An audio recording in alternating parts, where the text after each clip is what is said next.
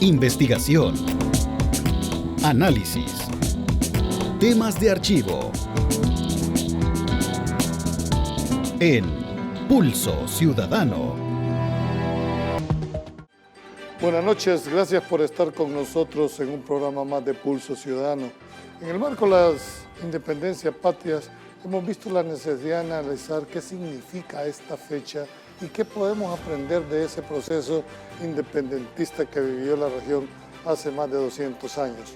Por eso hoy hemos querido dar un golpe de timón en el abordaje de un tema y tenemos como invitados especiales a Guillermo Cuellar, antropólogo e historiador, y a Marvin Aguilar, culturólogo. No conocemos al Marvin político, sino al culturólogo con el cual abordaremos toda la historia de nuestro país. Señores, buenas noches, un gusto tenerlos aquí. Salud, Julio, buenas noches. Muchas gracias. Buenas noches, ¿Qué tal? Bien, gracias. Guillermo, quiero poner, tengo entendido, y si no me aclarás, entiendo yo que los antropólogos estudian, dijéramos, todo sobre el comportamiento del ser humano. Sí. O por lo menos es una de estas. Y también no deja o explora los orígenes como nuestras culturas. Sí. En ese orden de ideas quisiera preguntarte, ¿qué pasó en la historia del país cuando empieza a emerger queriendo ser una república independiente allá por los años 1811? Sí, sí, como tú bien dices, la antropología es una ciencia general. Es una ciencia general que de entrada le atañe todo lo que tenga que ver con el ser humano como especie y tiene una perspectiva propia, pero luego otras dimensiones las comparte con otras disciplinas o ciencias humanísticas, con la economía, la sociología, la historia, etcétera. Pero la antropología es una ciencia general. El nacimiento de El Salvador es bastante interesante. La documentación no es mucha. Tenemos que ir a la documentación, ¿verdad? No podemos partir solamente de la tradición. Yo como antropólogo estaría dispuesto a así aceptar leyendas o narraciones que están más en la tradición, pero siendo estrictos habrá que partir más que todo de la documentación, y la documentación no es algo de lo que aquí en El Salvador nos podamos sentir orgullosos, ¿verdad? De buena conservación. No hay un archivo general donde... ¿Cómo no? ¿Cómo no? Es decir, sí hay, pero ha sufrido muchos percances, ¿verdad? Traslados, incendios, saqueos, terremotos, en fin. Entonces, El Salvador, mi planteamiento en términos generales es que El Salvador cae en la cuenta tarde de que está abocado a ser república, casi empujado, es la verdad. Cualquiera diría, pero qué bonito, todo fue bien planeado, ya lo tenían previsto, habían hecho los planes. No, nada de eso. Estos casi fueron arrastrados por una corriente histórica. Ok, Marvin, los años 1811, 1814 y por supuesto 1821, ¿fueron en realidad un proceso independentista o fueron, dijéramos, sucesos separados? No fueron, no están vinculados uno con el otro. Se comete un error cuando se habla del proceso de independencia, porque lo de 1811... bueno, eso nos enseñaron el primer grito de independencia. Eso es falso. Lo del 5 de noviembre de 1811, que Matías Delgado tañe el campanario de la Merced y, ¿cómo se llama? Y que declara la independencia de España, es falso, ¿verdad? Por lo menos yo, no sé si Guillermo coincidirá conmigo, pero yo pertenezco a una corriente en los que creemos que eso no sucedió porque, tal como lo dice Guillermo, los documentos que hay no hablan de eso. Sí hubo levantamientos, ¿verdad? Antes del 5 de noviembre, que van a terminar al 10 de noviembre, hubo en la provincia de San Salvador, hubo en Metapán, hubo en Santana, hubo también en Censotepec, hubo en Zacatecoluca, ¿verdad? Hubo levantamientos, pero estos levantamientos, más que independizarse de España, lo que buscaban era detener un poco el avance de los altos impuestos. Por ejemplo, cuando tú ves lo que pasa en Metapán para noviembre de 1811, es porque buscaban que les bajaran los impuestos al tabaco, ¿verdad? A las alcabalas, que los habían subido, y que como en ese momento no había rey en España, los locales decían, esto es invento no del rey, es invento de las autoridades de Guatemala que eran tiránicas y que ponían impuestos al país. Entonces, en ese sentido, se puede interpretar con los documentos que hay, que la gente se levantó contra las autoridades de Guatemala, no en sí contra, digamos, contra el rey de España. Para que no había. República Federal de Centroamérica. Que no, en esa época, en 1811 aún no. 1814, en mi opinión, es verdaderamente, yo considero eso, que fue el gran levantamiento popular, porque lo comandan afrodescendientes que logran de alguna manera convencer a indígenas que se unan contra un fraude electoral que había hecho el intendente, el jefe de la corona española aquí, el presidente, digamos, en ese momento que tenía esa figura, esa calidad, que convoca elecciones, porque así estaba acordado en todo el continente americano, que se iban a convocar elecciones en las provincias, en las colonias españolas. Aquí la gana Pedro Pablo Castillo. El intendente, que era el representante de la corona, no acepta ese resultado y las repite y la vuelve a ganar Pedro Pablo Castillo. Y entonces, ya presionado, le entrega el poder de vicealcalde, ¿verdad?, que sería el título, ¿verdad?, de San Salvador. Esto tenía a la gente molesta, ¿verdad?, que tuvieron que hacer toda una presión para que reconocieran el resultado electoral. Y entonces viene la subida de impuestos. Entonces, esto hace que en 1814 la gente, digamos, se alebreste, se alce, se azuse, y quieren deponer al intendente, que era el representante de la corona española aquí. El rol que juega ahí Matías Delgado y Manuel José Arce... Pero no, quiero que terminamos primero el abordaje, porque mi pregunta es de fondo. Son tres cosas distintas. ¿No crees que el de 1814 fue, dijéramos, como la parte previa a lo de 1821? No, tú me acabas de decir, no era un levantamiento contra la corona de España, así sino es, que contra el intendente que estaba aquí. No, y si tú ves en los juicios que le hacen a Pedro Pablo Castillo, que ahí declara José Matías Delgado y Manuel José Arce, ellos juran lealtad a la corona. Y es más, le dicen en el juicio de infidencia que ellos han convencido a Pedro Pablo Castillo para que desista de la locura de alzarse contra las autoridades. José Matías Delgado y Manuel José Arce. Ok, vamos a ver, Guillermo, ¿qué rol crees desde tu óptica jugaron los llamados próceres de la patria? Porque a todos, me aclara Marvin que la idea del 5 de noviembre es falsa como el primer grito de independencia. Nosotros tenemos a los próceres como las personas que gestaron todo un movimiento independentista, los tenemos como, buscarles una definición, como las personas que impulsaron todo esto. ¿Cuál es tu opinión? ¿Qué rol jugaron en realidad? Bueno, sí diferimos un poquito en lo del 5 de noviembre de 1811, en algunos aspectos que ha planteado Marvin, pero la pregunta tuya va por otro lado. Yo creo de que hay que ver más en conjunto el continente americano, que está observando, y no fríamente, sino con entusiasmo y con efervescencia, está observando una serie de hechos a nivel internacional. Ya no hay rey en España, ¿verdad? Lo votan, Napoleón.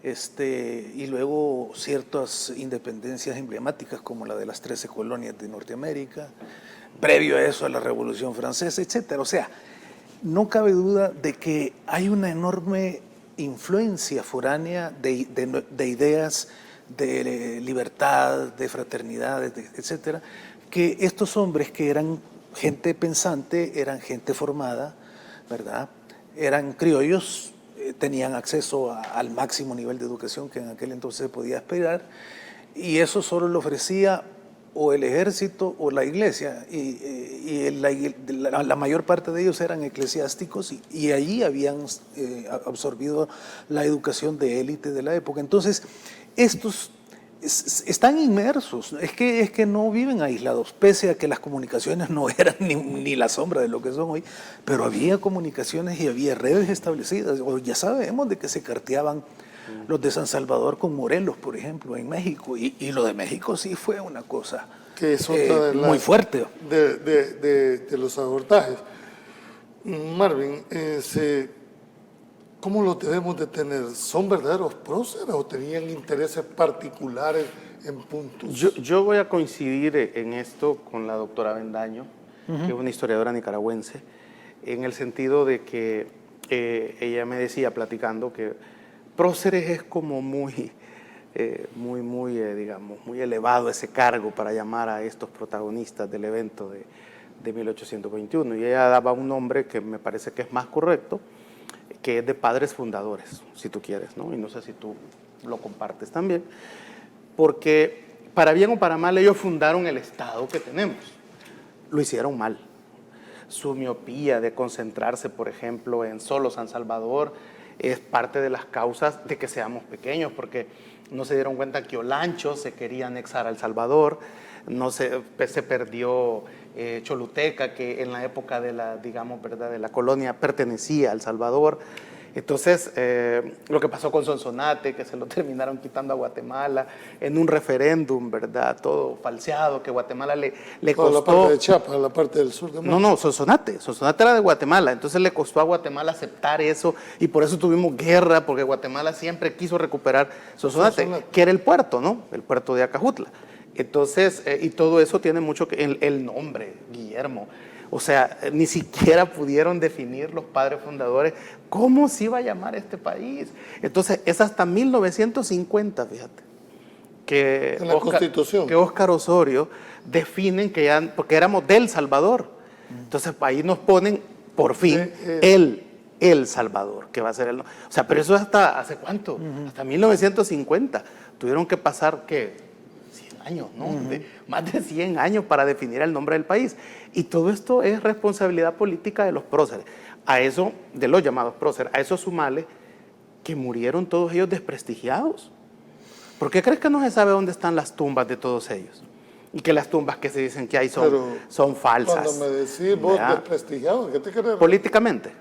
O sea, la gente, los salvadoreños de la época no los consideraron próceres, ¿no? Me lleva a una pregunta para Guillermo y también para vos. ¿Qué rol juega la iglesia en todo este proceso? Porque si tú revisás, por lo menos uno de los curas más determinantes, que es... El llamado padre de la patria. El llamado padre de la patria, ¿verdad? Fundador, José Matías Delgado. Es que es por las condiciones de la época, ¿verdad? Es decir, cualquier sociedad de la época, una élite, por así decirlo, ¿verdad? Una élite que había tenido un acceso a la educación más alta de aquel entonces. Estamos hablando de una educación universitaria en el estilo clásico, que no había cambiado mucho desde del Imperio Romano. Pero bueno, entonces esos estaban preparados para ser sensibles a esas corrientes de renovación intelectual y de conceptos de nación, historia, sociedad, etc. Eran de la iglesia, pero eso es circunstancial a mi juicio.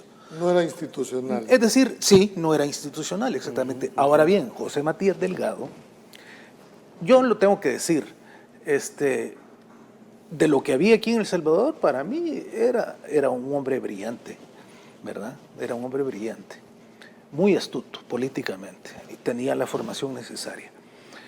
Las autoridades de Guatemala ya lo conocían y no le apartaban el ojo, ¿verdad? Lo que pasa es que les era muy difícil tocarlo porque él tenía alcurnia, pero también él era muy inteligente y se movía muy bien en su espacio eclesiástico y nunca dejó que lo cachasen fuera de sus fueros eclesiásticos diciendo te estás metiendo en política o tú eres sacerdote, aunque en eso en la época realmente no significa mucho.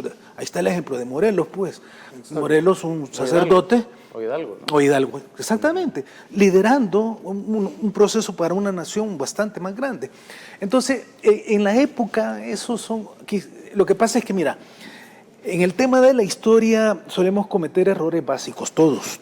No me adelantes, tengo que ir a un corte comercial. Bueno. En la segunda parte quiero abordar el tema, dijéramos, terminar tu enfoque sobre el rol que pudo haber desempeñado, aunque lo acabas de aclarar que no era institucional, sino que eran a título personal, ¿verdad? Cuando regresemos en esta segunda parte vamos a entrar ya a la profundidad del tema.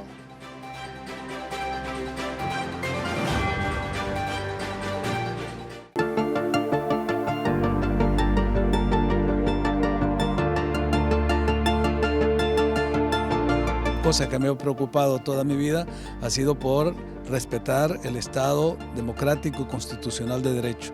Y en esta ocasión, leyendo, como dice el texto del artículo 152, numeral primero de la Constitución, encontramos que el presidente Nayib Bukele, en su calidad de presidente actualmente, no está de ninguna manera inhabilitado para presentarse como candidato a las próximas elecciones presidenciales. La prohibición para presentarse como candidato estriba en dos hechos que señala ese artículo. Uno es que haya ejercido la presidencia en el periodo inmediato anterior, sabemos que el periodo inmediato anterior es el de Sánchez Serén, y dos, que ejerza la presidencia durante 6 meses en el periodo inmediato próximo, o sea, que estuviese él ejerciendo la presidencia 6 meses antes del 1 de junio. Entonces, ¿qué está diciendo la primera prohibición? Que una persona que ejerce la presidencia de la República, en este caso el presidente Bukele, si lograra ganar las elecciones en el 2024, para el 2029 ya no podría volver a presentarse, porque habría sido presidente en el periodo inmediato anterior, que es el actual. O sea que, como dice la sentencia de la sala actual, la persona que ejerce la presidencia lo puede hacer por 10 años, o sea, 2 periodos. Lo que está prohibido ya un tercer periodo, porque no puede ser presidente quien ha ejercido la presidencia en el periodo anterior. O sea que ya cumple 10 años y no más. Eso es lo que está prohibido. Y segundo, no puede ser candidato a la presidencia si está en el ejercicio de las funciones 6 meses antes de la toma de posesión del nuevo periodo. Entonces esas dos son las condiciones que establece el 152. Y si se cumplen, el presidente Bukele puede presentarse como candidato. Ahora, la sentencia no dice que va a ser reelecto, la sentencia dice que se va a presentar a la reelección.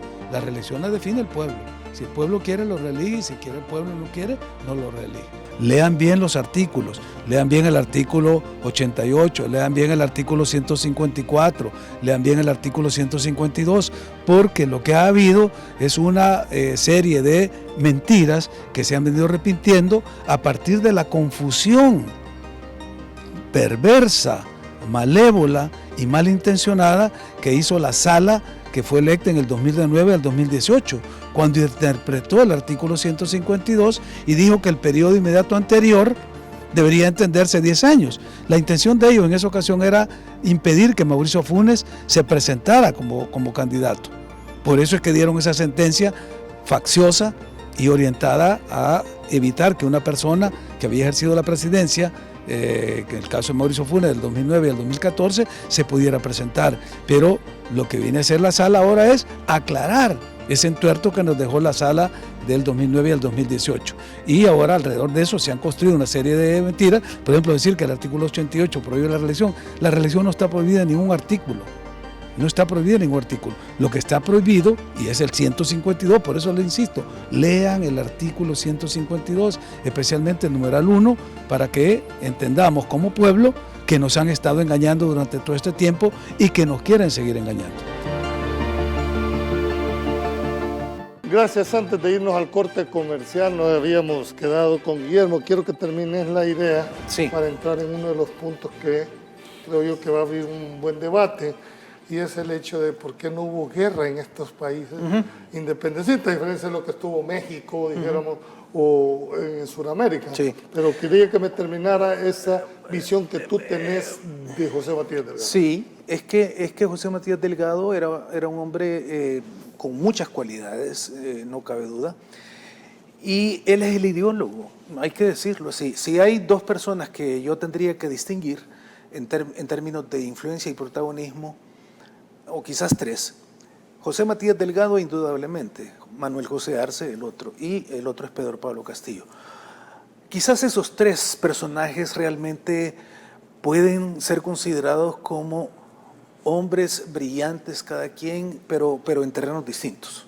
¿No le das el calificativo de prócer? Fíjate que la verdad es que lo que dice la colega Avendaño, Me parece bien, ¿verdad? Founding Fathers, así le llaman en Estados Unidos a los próceres. Entonces, yo digo, si le llamamos aquí Founding Fathers también, solo que en español, pues siempre los estamos colocando aquí, por favor. Entonces, no pasamos de nada. Porque es real. Es que ellos fundaron el Estado. Sí. Pero cuando tú hablas, por ejemplo, de la figura de Delgado, es que Delgado era un buen político. Sí. Hasta maquiavélico, si podemos Sí, decirlo. porque tenía la formación, O sea, pues. que a Matías Delgado, puesto ahorita en este ambiente político, no tendría nada que temerle a ninguno de los políticos actuales. Así es, era un Capaz hombre que brillante. hasta le gana. Sí, ¿verdad? Capaz que hasta le sí. gana a los actuales, Sí, que no. ya es decir mucho, ¿verdad? Sí, era un hombre brillante ya de por sí, pero además su formación le daba muchas más herramientas. Entonces él utilizó todo eso, lo que pasa es que lo utilizó de una manera peculiar. Por ejemplo, ¿qué fue la visión de Matías Delgado?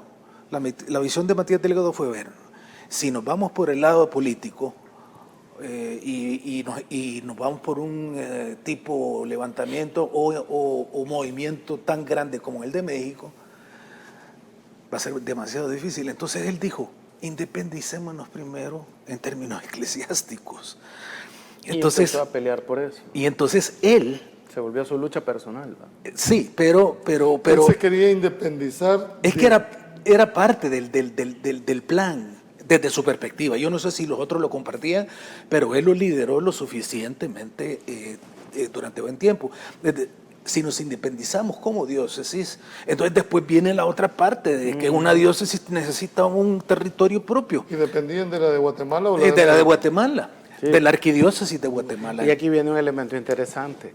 Esa es como la parte más, no sé si tú estarás de acuerdo, pero en mi opinión, cuando ves al padre Delgado, la parte más terrible de Delgado como político, hablando de independizarse de la diócesis, porque él decía, independicémonos de Guatemala, de la diócesis, pero yo voy a ser el obispo de San Salvador, ¿verdad? Él peleó por eso.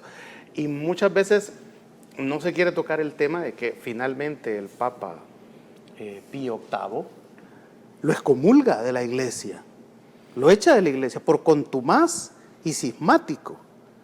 Entonces, los apologistas de la historia oficial aquí, ese es un tema que no les gusta tocarlo, que incluso dicen, él nunca se llegó a ser notificado de esa excomunión, pero y empiezan a buscar, ¿verdad?, pretextos. Está excomulgado, que era una de las preguntas. Sí, lo excomulgó. Está excomulgado de la Iglesia Católica. Lo que pasa es que te van a decir algunos... Apostólica y romana. Sí, el Papa lo excomulgó. ¿Hay una bula? Pues, Sí, claro. Lo que pasa es que se la dan quien tenía que hacerla pública es el obispo de Guatemala, pero no alcanza a hacerla pública a Matías Ahí Delgado. Matías Delgado, antes de morir, hace una petición a la Asamblea Legislativa que por favor se encarguen de limpiar su nombre. ¿Ves? O sea, porque él sabía que existía, obviamente, esa excomunión papal y eso está ahí, pues, ¿verdad? La iglesia no ha retrocedido en ese los aspecto. dos causales por cuales lo excomulgan, según tu... Contumaz y cismático. Por rebelde y por... Cismático. Cismático. Porque quería que le dieran a él la jefatura de la diócesis de San Salvador. Y lo proclaman, ¿no? Hace que lo proclamen, obispo de San Salvador. Lo hace la Asamblea Legislativa cuando no era la Asamblea la que tenía que hacerlo, sino que la Iglesia, pues. Entonces, ahí es donde ya vas viendo a un Matías Delgado que para mí ese título de padre de la patria, pues le queda demasiado grande porque o a menos que para nosotros el ejemplo sea que el político aquí tenga que ser transero, chuco y todo eso. Pero ¿verdad? creo que ese calificativo al doctor, porque además de ser presbítero... Por eso. ¿verdad? Era doctor, o sea, sí Estamos a tenía la cosa de la historia, ¿no? Sí, históricamente lo que plantea Marvin, ahí están los documentos, ¿verdad? Eso es innegable. Ahora bien, ¿qué hacemos los salvadoreños con todo eso? ¿Qué ¿Por qué no hacemos? se nos enseñó eso? No, es que, mira, no se nos enseñó en muy buena medida porque el Magisterio Nacional no fue formado de esa manera para trasladar esos contenidos o esa visión a los alumnos, ni siquiera desde las épocas de oro del Magisterio Nacional, ¿verdad? De la época de Masferrer y donde el magisterio, ser maestro... Donde había una escuela... Sí, escuela normal, o sea que donde era un prestigio ser maestro, ¿verdad? Ni siquiera en esa época. ¿Por qué? Porque ni los historiadores mismos tenían esa información en aquella época. Mira, el nacimiento de El Salvador como república es bastante sui generis, en muchos sentidos, y lo más visible es el territorio, ¿verdad? Eso es lo más visible, pero hay otros factores en donde mirar a estas alturas el nacimiento nuestro como república, es decir, caramba, ¿fue un parto difícil? ¿Fue un parto con cesárea? ¿O fue un 7 mesino? Es decir, nacer antes de los 9. No fue un parto normal, vaya. Con eso nos quedamos. Después podemos discutir qué tipo de parto anormal fue, pero no fue un parto normal. Con muchas horas de labor, diría yo. Demasiado. De trabajo. Es que hay, por ejemplo, es que hay detalles, pero bueno, el espacio no le llega, pero hay detalles en que Manuel José Arce, cuando es el primer presidente de la federación, ¿verdad? Porque esa es la primera figura que se arma, y el primer presidente de la federación es un sansalvadoreño, o sea que los sansalvadoreños tenían prestigio a nivel de la región. Entonces lo elige. ¿Qué le toca a Manuel José Arce? Ponerse en contra de sus mismos cheros, ¿verdad? Porque ya fungía como presidente de la federación y los sansalvadoreños todavía estaban en otra visión. Entonces, en algún momento, bueno, y eso está escrito en las memorias de Manuel José Arce, en algún momento en correspondencia Manuel José Arce les dice a los sansalvadoreños, miren, el país ese no es posible, no es viable. Ya antes habían habido, Marvin lo insinuó anteriormente, habían habido sugerencias desde España de que se ensanchase el territorio en bien de, y eso comienza desde muy temprano, desde que una primera delegación del Cabildo de San Salvador va a España para pedir que pasásemos de vía a ciudad en 1546. Ya ahí las autoridades españolas les recomiendan, pero después vuelve en los años 1700 más iniciativas de decir, miren, hay que ensanchar el territorio. Nunca hicieron caso, eso ya lo dijo Marvin. Nunca hicieron caso. Entonces, el hecho de quedarnos pequeños fue uno de los grandes errores históricos que le podemos achacar a los próceres, ¿verdad? Y a las élites de aquel momento. Sí, de los padres fundadores. Está bien. Sí, está bien. ¿Y que podían depender de ellos? Ampliar el territorio, decir, bueno, ya no va a ser el río Paz, sino que vamos a llegar hasta la capital. Sí podían hacerlo. En la época colonial, porque podían haber apelado a jurisdicción española, ¿verdad? Ya después de la independencia ya era más difícil, ¿verdad? Porque era apelar a las propias fuerzas, pero antes sí, y los llamados vinieron antes. ¿Crees que esa sea, dijéramos, como la deuda histórica? Una de las deudas históricas. Que se pudo haber sido más amplia. Sí. Te voy a contar algo. Tú conoces Olancho, ¿verdad? En Honduras. En Honduras. Pues resulta que Olancho se quería anexar a El Salvador. Y es Francisco Morazán quien les dice, un momento, si ustedes son de aquí, ¿verdad? ¿Qué están buscando allá? Y los aplaca de querer subir. Pero ¿te imaginas llegar hasta Olancho ahorita? Por ejemplo. Bueno, esto me lleva... Entonces, los que eran los padres fundadores eran políticos también. Entonces debieron haber dicho, hey, mira, si Olancho se quiere venir para acá, véngase, ¿verdad? Pero o sea, explícame, pensando en una patria, ¿verdad? ¿Por qué en todo este proceso no sufre una guerra de independencia como fue México? México fue, dijéramos, de los ejemplos más trágicos en la cuestión de independencia. O Suramérica también, con Simón Bolívar, pues, por ejemplo. Bueno, en el caso de Suramérica. Pero, ¿qué pasa en Centroamérica? ¿Por qué ese fenómeno no se da? Para empezar... A pesar de que usted mismo me han reconocido que había un intercambio de cartas entre los distintos curas, entre de todo esto. ¿Por qué no se da? Hay una cosa que Guillermo estará de acuerdo conmigo, hablar sobre esta parte va a requerir otro programa, ¿sabes? Pero básicamente es esto. La independencia en Centroamérica llega 10 años después de la independencia del norte y del sur. Entonces esto fue por inercia. Es decir, dijeron, miren, es que allá ya se independizó aquel y ya se independizó el otro. Y nosotros, ¿qué onda? Va, pues independicémonos. Y hay otra cosa que también hay que decir. A la metrópolis, a Madrid, Centroamérica, no le interesaba. Que a saber si sabían si existíamos también, ¿va? Pero ¿qué implica ser independiente? Dijeron, me estoy refiriendo en el contexto histórico. Y otra cosa, las influencias de los padres fundadores, en el caso de Centroamérica o de El Salvador específicamente, fueron las francesas, Vea, eso hay que decirlo bien de claro. hecho, en la legislación, el Código Entonces, Napoleónico es más, juega- hubo un rumor que los monarquistas, tus ancestros, papás de los conservadores actuales, regaron en esa época independentista, y era que Napoleón Bonaparte era el que estaba detrás de todo el gran, digamos, relajo y jolgorio de la independencia contra España.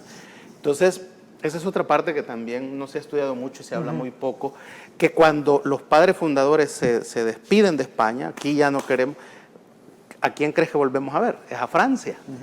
Entonces, la influencia francesa está bien, digamos, poco estudiada y casi no se habla. O sea, no fue que América se independiza de España. o que España se olvida de América. Es América la que decide Esto me olvidarse hace hacerte esta de España pregunta. y volver a ver a Francia, por ejemplo. Nosotros, históricamente, nosotros fuimos colonizados o conquistados.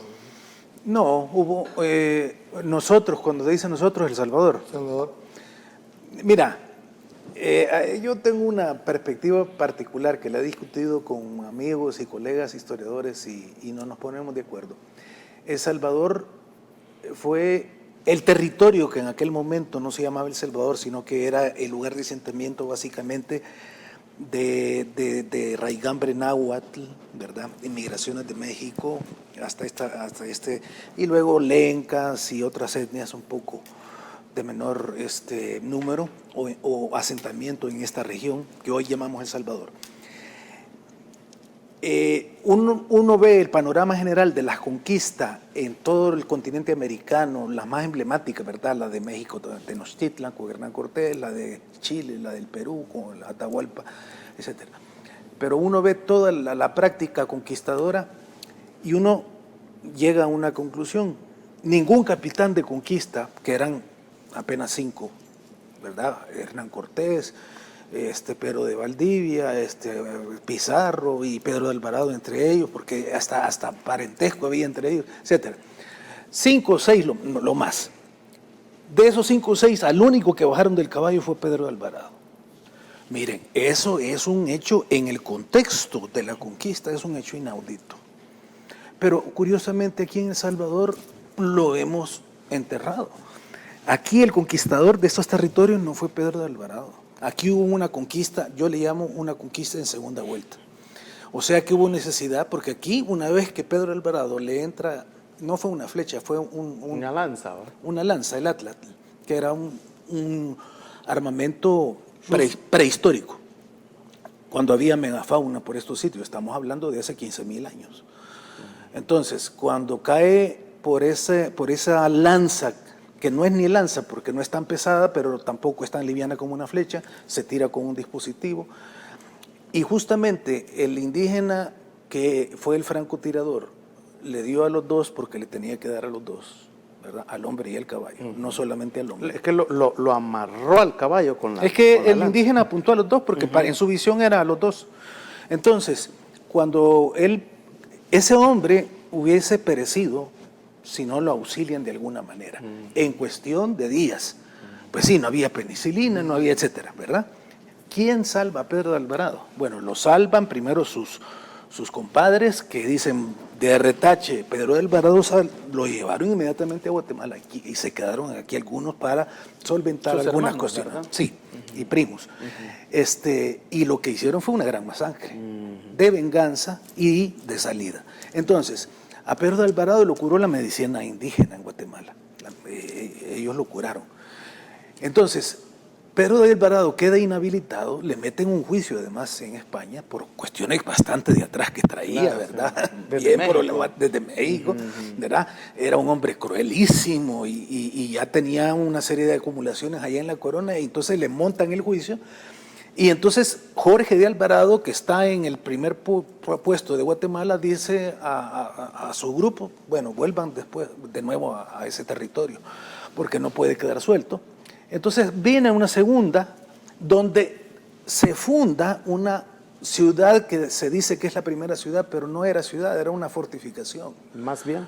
Es que te hice esa pregunta porque cuando uno compara, dijéramos, el Norteamérica, entendiéndose por Norteamérica, dicen, ahí colonizaron a los Estados Unidos, no los conquistaron, es decir, respetaron, trajeron la mejor persona. Cuando yo he leído la historia de los anglosajones allí en lo que hoy llamamos Estados Unidos, y obviamente conozco la nuestra, yo puedo decirte algo después de leer ambos sucesos históricos. Es que la diferencia de los puritanos que llegan allá a Estados Unidos con los Alvarado, ¿verdad? Uh-huh. Es que los del Mayflower, que es el barco que funda las 13 colonias, querían fundar una nación uh-huh. para vivir allí. Pero es una nación en sentido religioso. Exactamente, sí. Podrá no ser, digamos, tan perfecto, ¿verdad? Pero eso le da un carácter interesante. Para entenderlo mejor te lo recomiendo el Día de Acción de Gracias, porque el Día de Acción de Gracias cuenta esa historia de lo que querían fundar allá. Y la comida, que si alguna vez tú la has celebrado, la Acción de Gracias, es la mezcla de lo local y lo que ellos llevaban.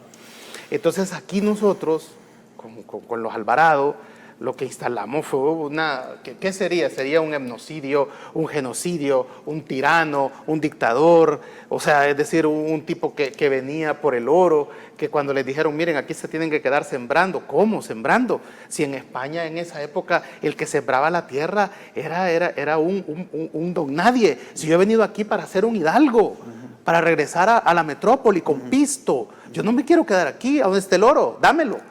Entonces, o sea, eso no era crear una nación. Entonces, por eso, si te fijas, hay desde siempre en las élites de este país y de la América Latina, ¿no?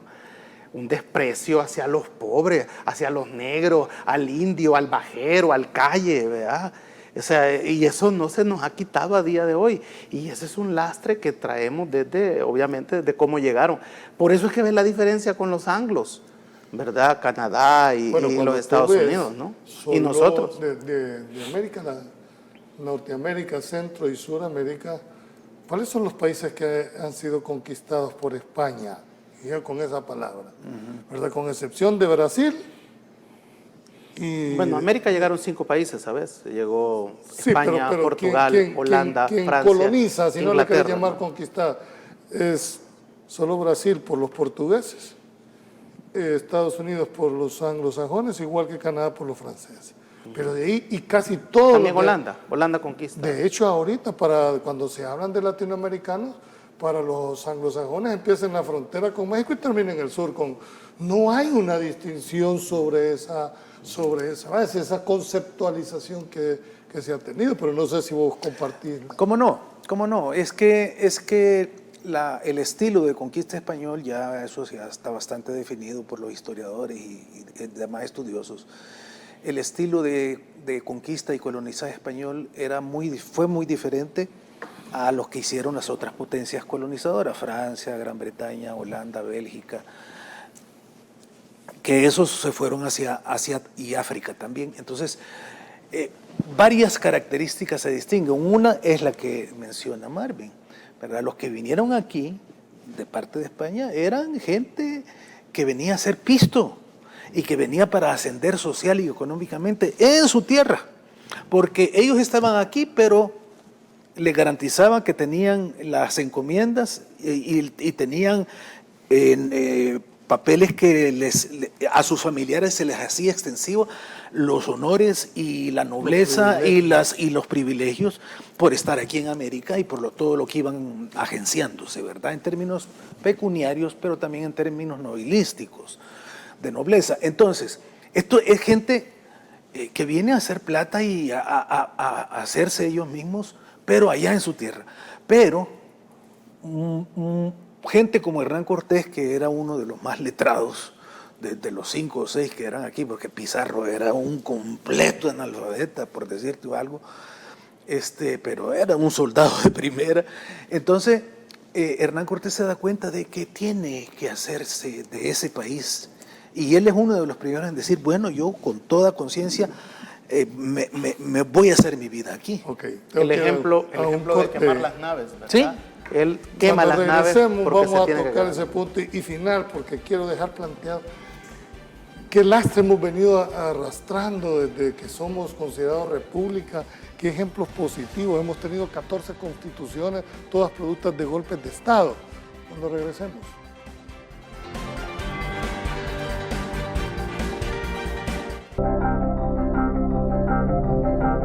En el caso de El Salvador, destacan el alzamiento del 5 de noviembre de 1811 en San Salvador, liderado por el sacerdote José Matías Delgado y Manuel José de Arce, y en enero de 1814, también en San Salvador, en donde la mayoría de líderes independentistas fueron arrestados. Incluso Santiago José Celis sería asesinado. En junio de 1821, Nueva España concreta su independencia, bajo el Imperio Mexicano de Agustín de Iturbide. En septiembre de 1821, los representantes de las provincias centroamericanas firman un acta de independencia, con lo que la Capitanía de Guatemala declara su independencia, optando por unirse al naciente Imperio Mexicano. Al derrocamiento de Iturbide en 1823 y la caída del efímero imperio, la Junta de Guatemala declaró la independencia, constituyendo las Provincias Unidas del Centro de América. La Alcaldía de Sonsonate e Intendencia de San Salvador se unifican en el Estado de El Salvador.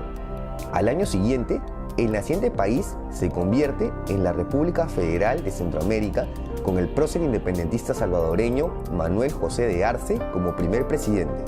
Arce se terminaría aliando con los conservadores, representados por las oligarquías y la Iglesia, lo que desataría la guerra civil, en la que los liberales, encabezados por Francisco Morazán, logran derrotar a las tropas federales y derrocar a Arce, tomando el poder.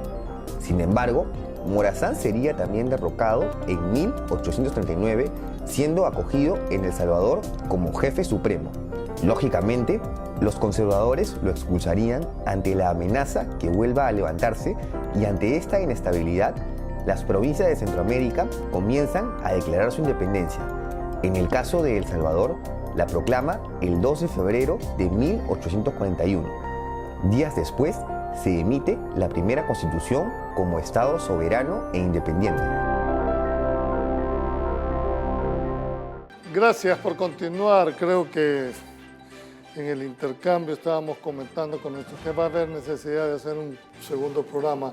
Sé que es difícil y los quiero felicitar como esa capacidad de síntesis para poder plasmar 200 años de historia en el país y quizás más, y tratar de ser digerible en un lenguaje que la población no los pueda tener. Quisiera decir, ¿qué problemas hemos heredado de El Salvador actual desde la época de la independencia? ¿Cómo ven ustedes?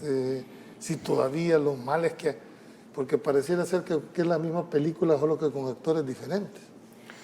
Yo podría decir que El Salvador se ha construido sobre un trípode de tres, ¿no?, elementos. Y es que somos cristianos, nuestra cultura es cristiana, machista y conservadora.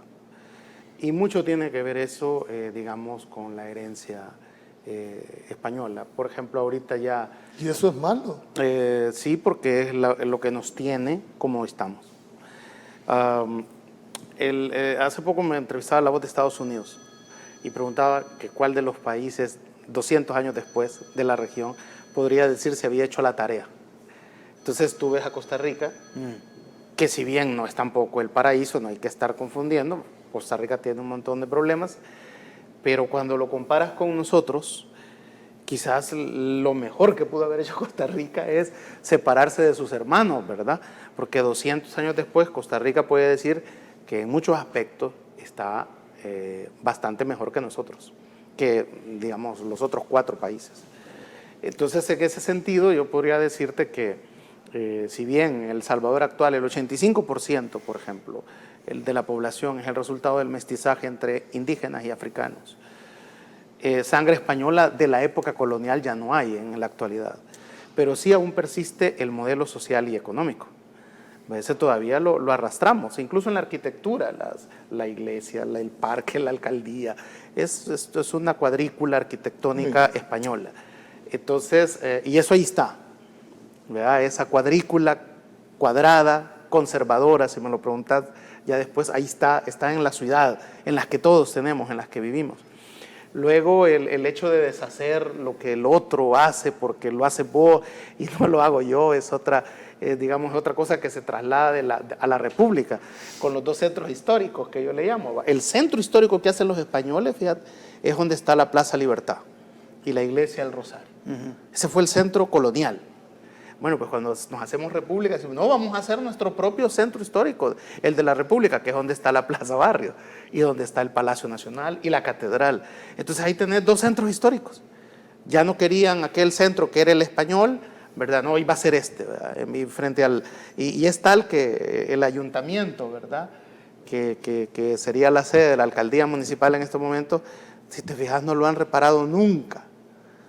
Y el palacio sí, ¿verdad? Porque el palacio va a ser la república, ¿no? Entonces, que se incendió, me refiero, y se volvió a construir. Y para acabar de fregar al símbolo de la república, le pones ahí dos esculturas que no deberían de estar ahí, que no digo que hay que botarlas, ¿verdad? Hay que trasladarlas al Museo Nacional de Antropología. A Colón y a la Reina. Exacto, porque y yo voy a ir más allá, no sé si Guillermo va a estar de acuerdo.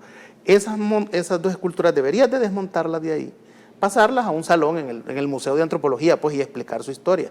No digo de que hay que botarlas, como se está haciendo en otros países, ¿verdad? Que las arrancan. Pero ahí debería estar Prudencia Ayala, en vez de Isabel de Castilla. Pero los hechos históricos los aceptás en lo bueno y en lo malo. No, pero moverlo, pero reparar históricamente. Y quitas a Cristóbal Colón, que cuando yo recomiendo leer el testamento, no sé si tú lo has leído, el testamento de Cristóbal Colón, es que nunca se enteró lo que había descubierto. No sabía que había descubierto el llamado Nuevo Mundo. Nos miró con desprecio hasta en su testamento, porque estaba preocupado por otras cosas en su testamento, no por lo que había descubierto. Entonces, lo moves de ahí también y lo pones en un salón y explicas su historia. Y pones ahí a Anastasio Aquino, ¿verdad? Por ejemplo, si querés un símbolo indígena, pues, que no lo tenemos, es que no, porque Atlacat y Atonal es mentira, no existieron. Marvin plantea el hecho, Guillermo, de que hemos heredado, que ese gen va, dijéramos, en la sangre y que va a pasar quizás, no sé si 2 o 3 generaciones, para poderse liberar de ese gen. Aquí al robo le llamamos cachería, ¿verdad? Que hay la gente que la cultura del vivo, ¿no? La cultura del vivo. Entonces, ¿qué problemas tú crees que te hemos heredado de eso y que aún persisten en este momento? Bueno, yo creo que con lo que Marvin planteó ya sería suficiente. Yo más bien me estoy poniendo asterizo de pensar, bueno, ¿y tendremos algo bueno? ¿Sí? ¿Tendremos algo bueno? Fíjate que yo lo cristiano, y quizás por mi historia propia, ¿verdad? Yo me defino como cristiano y me sigo definiendo como tal, en el sentido en que despertó en América Latina, aquí por ejemplo la Iglesia Latinoamericana después del Concilio Vaticano II y Medellín, etc. Yo pertenezco a una generación de América Latina donde la Iglesia Católica de veras se puso en ruta con contingentes populares en toda la región para tratar de hacer cambios. Estamos hablando de un periodo desde los 60 hasta los 80. Entonces, para mí lo cristiano, yo lo vería como, sí, como es una herencia, ¿verdad? Pero esa iglesia fue capaz de absorber el catolicismo popular, que era la mezcla propia que hicieron los indígenas con el cristianismo, porque al final los indígenas y campesinos hicieron su propia síntesis sin contar con la jerarquía, y es lo que ahora identificamos como catolicismo popular. Ese catolicismo popular aquí en El Salvador tuvo una connotación muy especial. Por ejemplo, el padre Rutilio Grande es uno de los ejemplos de ese catolicismo popular que desde sus raíces y sin cuestionar esa mezcla, pudo contribuir a que el sector campesino tuviese una dignidad que nunca la había tenido. Bueno, para mí lo cristiano se le puede ver como algo que puede aportar al país, yo lo sigo viendo así. Luego está el idioma español, el castellano, que hoy por hoy es una de las lenguas más saludables a nivel internacional después del inglés. Y ha ganado mucho terreno porque gracias a Dios los mejores artistas son ya de de origen hispano y el español se ha abierto cancha. Ahora vos llegas a Estados Unidos. Yo hace 40 años, estudiando con mis 15 años, o hace más ya, entonces, hace casi 50, con mis 15 años, estudiando en una high school, y no había ni una sola persona que hablara español, y yo no podía hablar ni siquiera español en un restaurante porque me decían, ahora vos vas a Estados Unidos y te responden todo el mundo en español. Los más gringos de los gringos hablan español ahora, ¿verdad? Y no han pasado a ser lengua oficial porque ya hay cuestiones políticas de por medio, pero están rumbo a reconocer por lo menos el idioma, quizás no la raza, como dicen los chicanos allá, quizás la raza no, pero el idioma sí. Los Estados Unidos ya son una nación bilingüe, casi mejor bilingüe que Canadá mismo. Bueno, el español también es una riqueza, ¿verdad? Nos ha dado una enorme capacidad de expresión en las artes, en las letras, ¿verdad? Y luego lo del conservadurismo, sí es un tema que ahí coincido con Marvin, ¿verdad? Que nuestra sociedad, pero no solamente la nuestra. Nuestra sociedad es conservadora, Marvin. Sí, claro. Sí. Pero eso no quiere decir de que sea bueno. Bueno, pero tampoco es mala. Sociedades... Es decir, porque vos tenés que fijarte principios, rayas, de los cuales es la base fundamental de una sociedad. Es que sociedades más Países educadas, de reglas. sociedades más educadas son más liberales. Sociedades menos educadas son más conservadoras.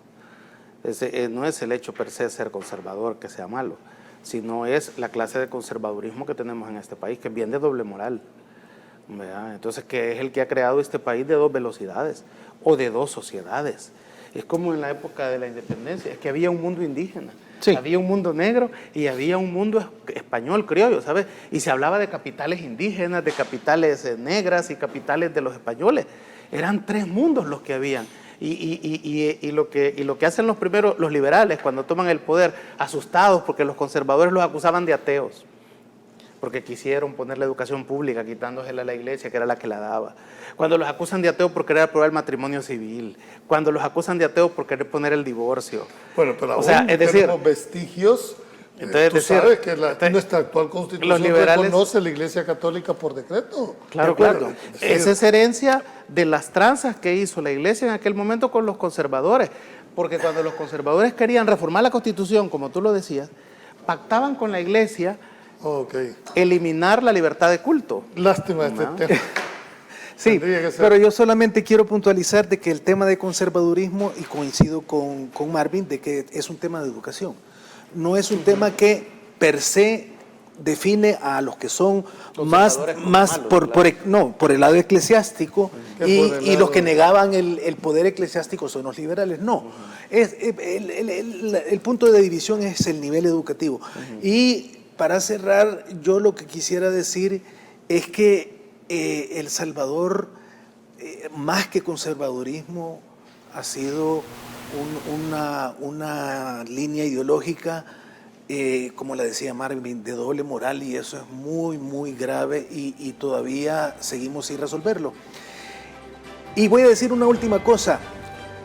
El plebiscito por la Constitución en Chile perdió no por lo indígena, perdió no por otro tipo de cuestiones de avances de ideas liberales, perdió por el tema pro vida. Ese tema me comprometo a desarrollarlo en el segundo programa con ustedes. Gracias de antemano. Ustedes, amigos televidentes, hoy este viernes hemos logrado romper la tradicional análisis político para llevar un interesantísimo programa. Habrá una segunda parte. Pasen buenas noches, un feliz fin de semana y que Dios los bendiga.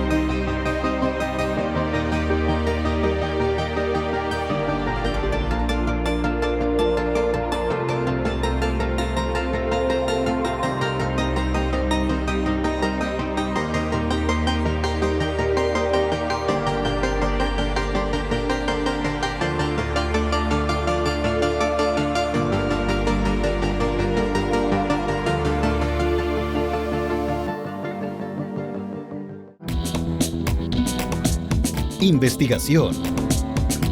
Análisis. Temas de archivo.